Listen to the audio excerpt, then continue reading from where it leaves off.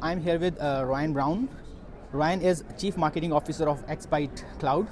So Ryan, in your experience, how do you decide between cloud hosting and a dedicated server for large-scale ColdFusion projects?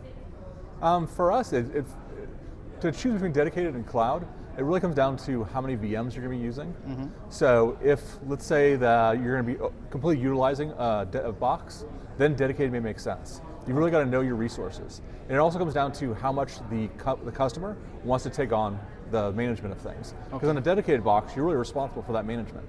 So you're also going to have to do all your backups, you're going to have to do any kind of redundancies, fault tolerance in there. So you're going to have to set all of that up and consider that. And if you don't need all the, if you don't have enough VMs, it's not going to make financial sense. So we'll show the financial impact of that. On the other side, with something like cloud hosting, you have all that built into that. And so it's built into the model. So most of the time, we're actually talking to people more about public cloud versus private cloud.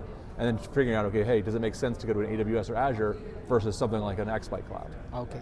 And then, so what do you see the trends going, like, where people are moving related to hosting, Yeah, we're seeing both.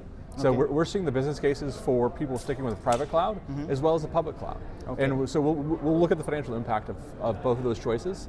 So if someone already has a system built, a lot of times it's more expensive to make the change, and they don't receive those benefits that they may see going to the public cloud. Okay. We'll also see people, if they're not prepared to make the changes to their system, then they are going to see actually an increase in their bill on the public cloud. Okay. Because you got to get to the microservices before you really start to see those benefits.